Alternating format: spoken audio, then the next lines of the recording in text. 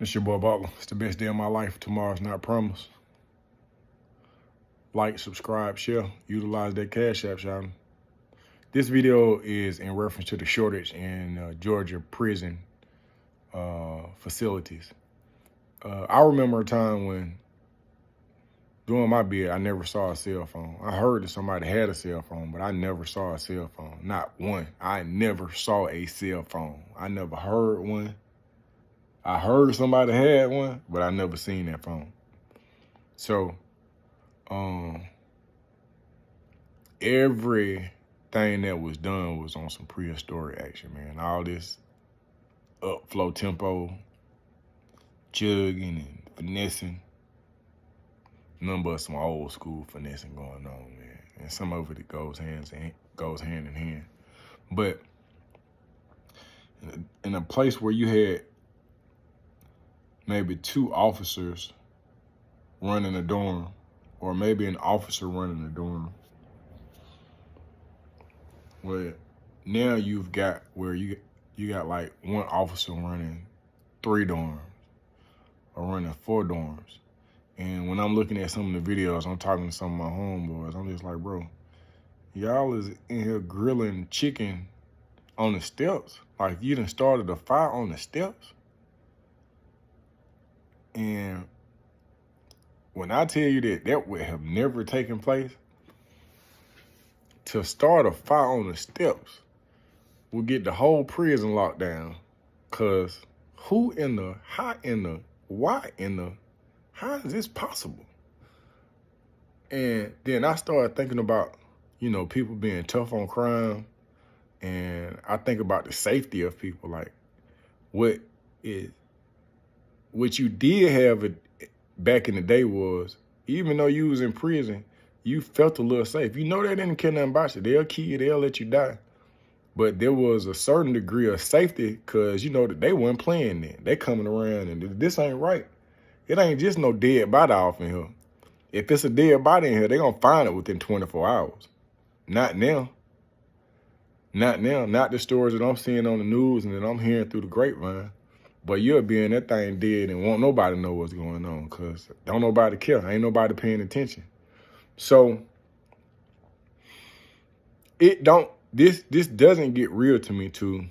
I talked to one of my homeboys who, this was a young player, man, he was body skriller, he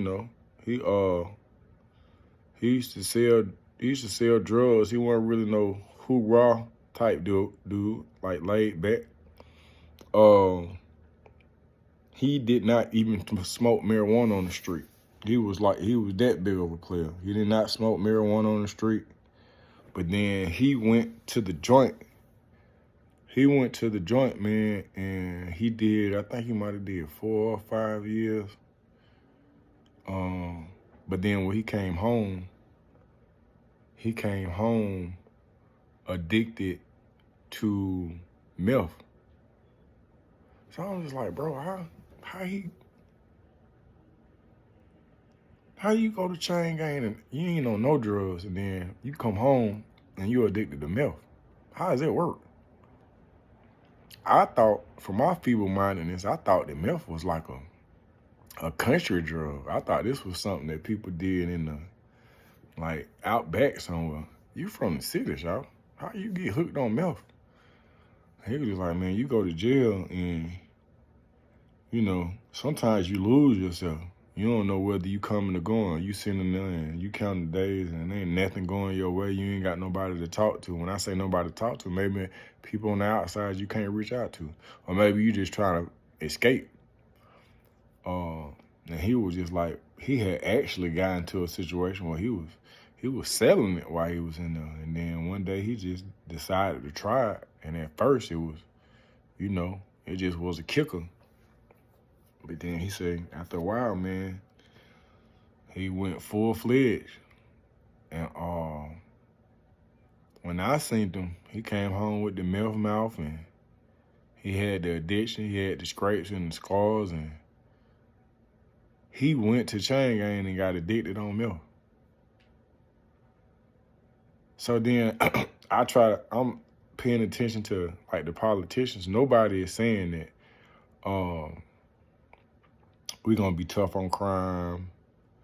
We're going to do this. Nobody's talking about going into the prison system and fixing the prison system.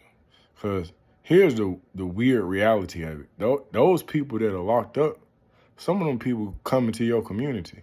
And whether they could have came out stronger and better and in a situation where they could bring solutions to your neighborhood and our community, they come out with addictions that they didn't have.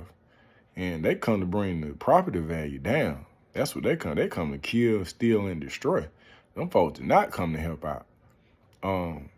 That's just the reality of the situation. When you don't take care of the prison, when you don't have enough staff to make sure that these people die inside the prison, the staff members, their lives are at jeopardy.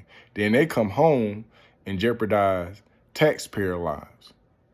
It just makes sense to take care.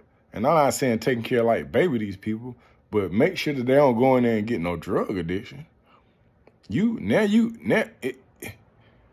What you do to society is you, individual by individual, you begin to alter the thread of these United States. When you go to prison without a habit and you leave it, you can get that many drugs in jail where you can come home with a habit, with an addiction. I thought jail was a place where you go to get off of drugs. Now, when you go to jail, you can get addicted to drugs. Put that in your pipe. Now, not for real. Don't put that in your pipe, Shawty. But what I'm saying is take that into consideration that your loved one could go to jail and come home with an addiction. And that ain't even in their MO. That ain't even their MO. We ain't even talking about all the other trauma, but they can be addicted to drugs when they come home. That's weird. Like, subscribe, share. Cash App, y'all.